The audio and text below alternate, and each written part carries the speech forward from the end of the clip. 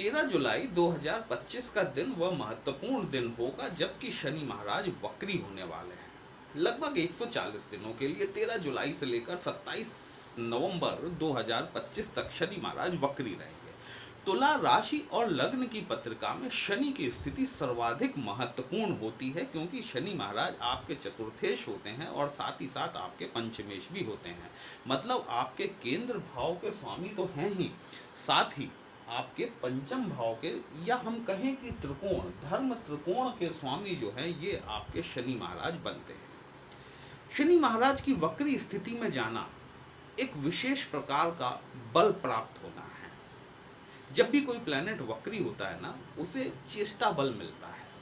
चेष्टा बल जो है, जब वो प्लैनेट आपके शुभ भावों का स्वामी है या आपके बर्थ के समय में शुभ नक्षत्रों में जाकर बैठा हुआ है, तो शास्त्र ये कहते हैं कि जब प्लैनेट को चेष्टा बल प्राप्त होता है तो वो कम से कम 3 गुना और अधिकतम 5 गुना तक अपने परिणामों में वृद्धि कर देता है। शनि महाराज वर्तमान परिस्थितियों में आपकी पत्रिका में तुला राशि और लग्न की पत्रिका में शनि का जो ट्रांजिट हो रहा है वो आपके 6वें घर में हो रहा है। 6वां घर आप जानते हैं रोग, ऋण और शत्रुओं का होता है। ये शनि का वक्री होना आपको बहुत सारी जगहों पर लाभ भी दिला सकता है और कहीं कहीं कुछ कुछ परेशानियां भी खड़ी कर सकता है।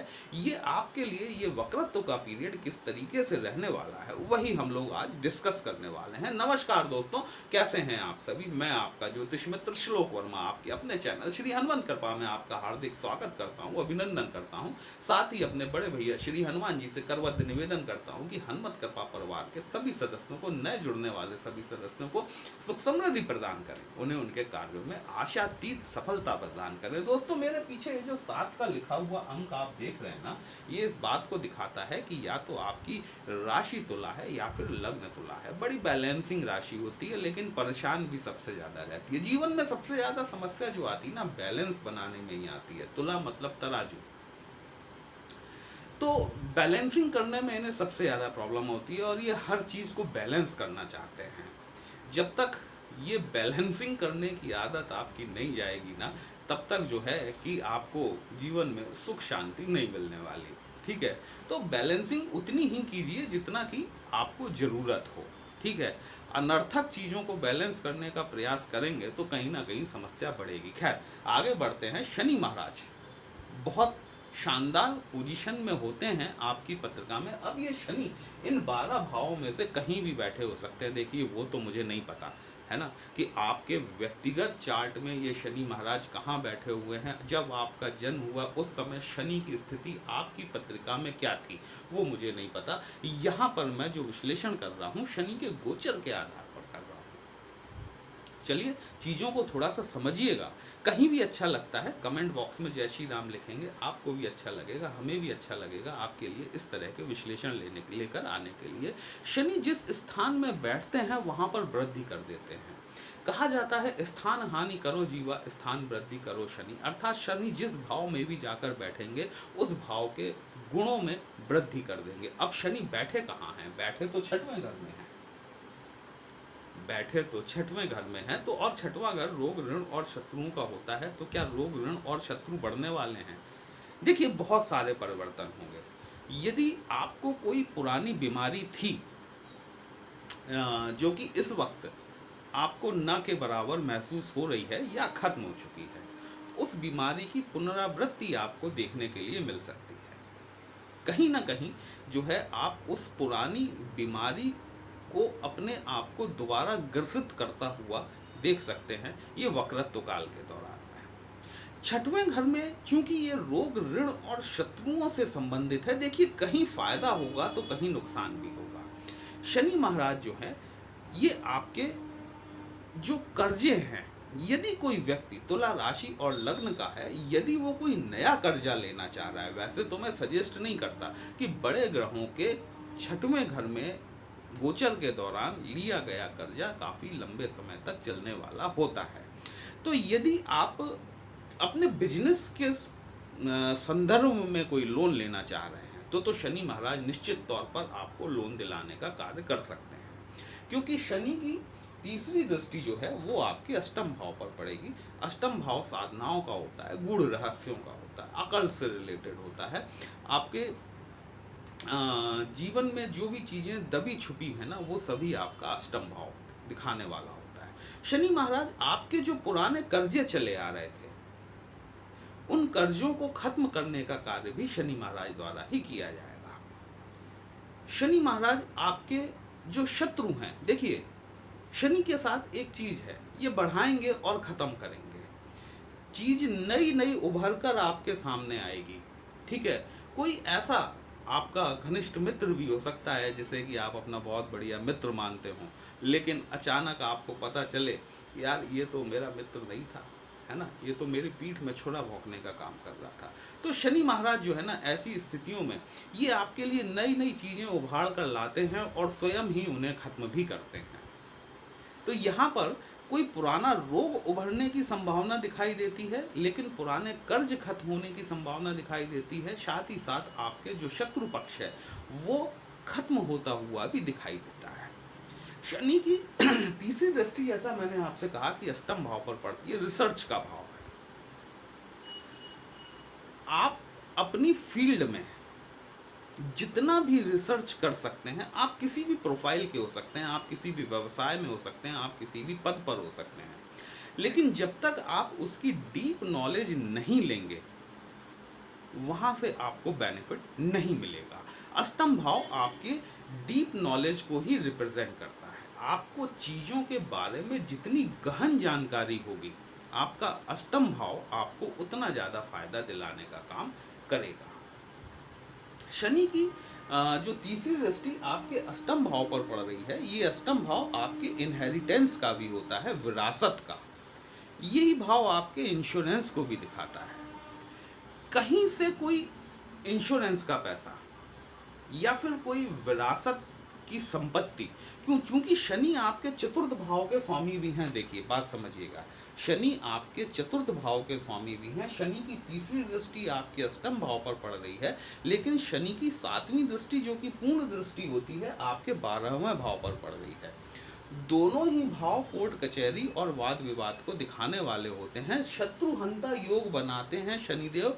यदि किसी पुरानी विरासत को लेकर आपका कोई वाद विवाद की स्थिति चली आ रही है, कोई भूमि भवन से संबंधित कोई कोर्ट केस चला आ रहा है, वहां पर शनिदेव आपकी विजय सुनिश्चित करने का कार्य जरूर करते हैं। ये पीरियड जो है शनि के वक्रत्व काल का आपको इनहेरिटेंस दिला सकता है। कोई आपका पुराना वाद विवाद चला आ रहा है किसी संपत्ति को लेकर, वो आपके कोर्ट में यदि वो मुकदमा चल रहा है तो वो आपके फेवर में जाने की संभावना है, यदि शनि आपकी पत्रिका में शुभ हैं तो। 12वां भाव जो है ये आपके विदेशों को भी दिखाता है, विदेश गमन को दिखाता है, विदेशों में सेटलमेंट को दिखाता है। यदि शनि शुभ हैं आपकी पत्रिका में दोस्तों, तो कहीं ना कहीं शनि के इस वक्रत्व काल के दौरान आप बिल्कुल ट्राई कीजिए अपने वीज़ा के लिए, अपने पीआर के लिए। लेकिन ये जो लंबी दूरी की यात्रा होगी ना, ये एंड टाइम पे आपको कष्ट दे सकती है। आपको पता चला आपका वीज़ा भी तैयार हो गया, सारी चीज़ें हो गई, लेकिन जाते जाते सडन कुछ ऐसी चीज़ें आ गई कि आपको जाना कैंसिल करना पड़ रहा है। यहाँ पर आपको ये चीज़ भी देखने के लिए मिल सकती है। शनि महाराज चूंकि आपके पंचम भाव के स्वामी भी होते हैं, एजुकेशन का भाव होता है, आपके लव रोमांस का भाव होता है, ठीक है, स्टॉक मार्केट का भी भाव होता है। अष्टम भाव पे दृष्टि है, पंचम भाव के स्वामी हैं। जितना रिसर्च आप करेंगे स्टॉक के क्षेत्र में और फिर आप इन्वेस्टमेंट करेंगे तो आपको फ़ायदा मिल जाएगा। अदरवाइज ऊपरी लेवल पे, ऊपर सतही तौर पर लिया गया ज्ञान कभी कभी घातक होता है, हानिकारक साबित हो जाता है। पंचम भाव का स्वामी होकर शनि छठवें घर में बैठे हुए हैं।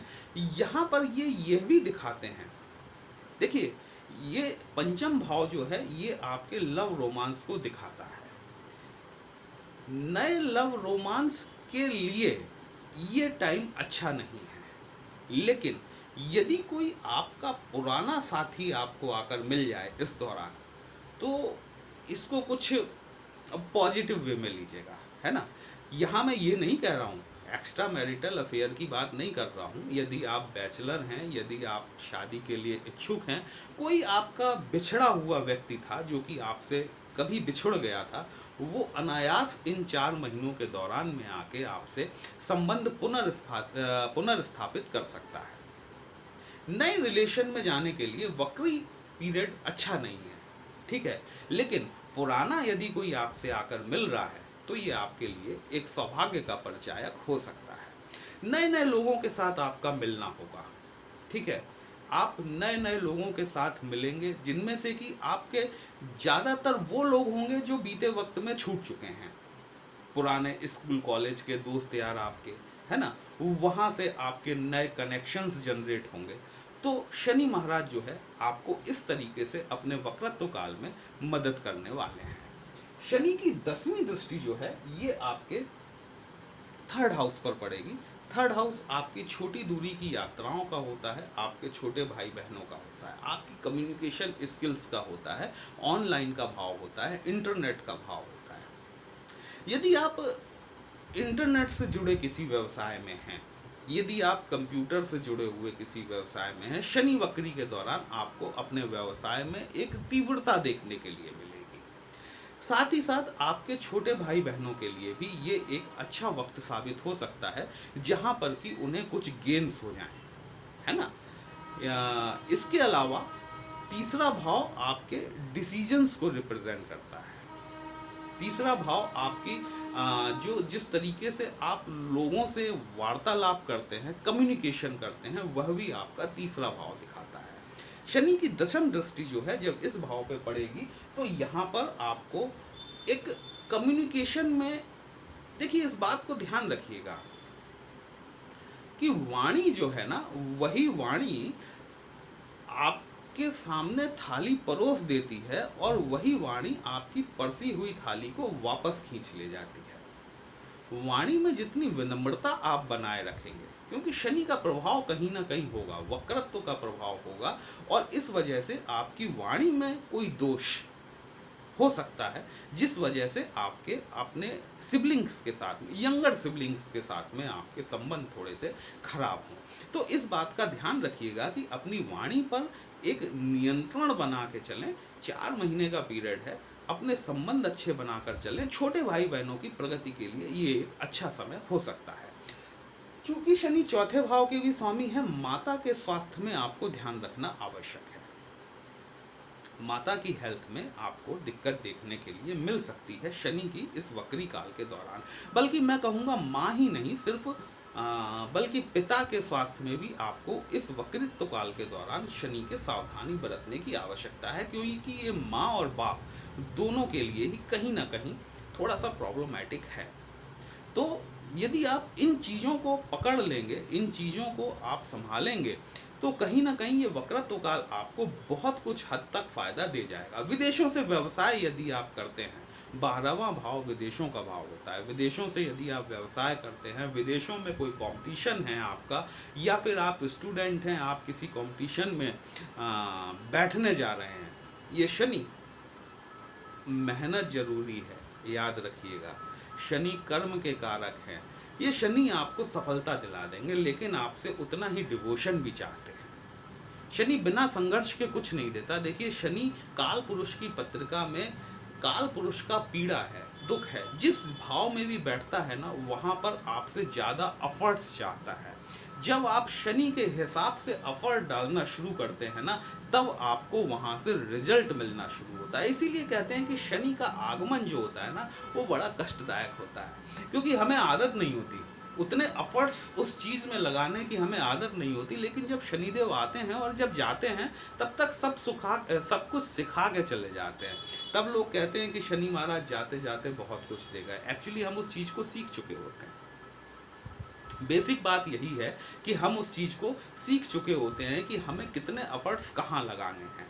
तो ये जो 6वां घर है, ये आपके कॉम्पिटिशन्स को भी दिखाता है। यदि आप स्टूडेंट हैं, यदि कोई कॉम्पिटिशन क्रैक करने के बारे में सोच रहे हैं, बिजनेसमैन हैं, कॉम्पिटिशन में हैं आप एफर्ट्स डालिए अपने। निश्चित तौर पर ये वक्री शनि का जो पीरियड है, ये आपको ज़बरदस्त सफलता दिलाने वाला हो सकता है। शनि के लिए क्या रेमेडीज़ की जा सकती हैं?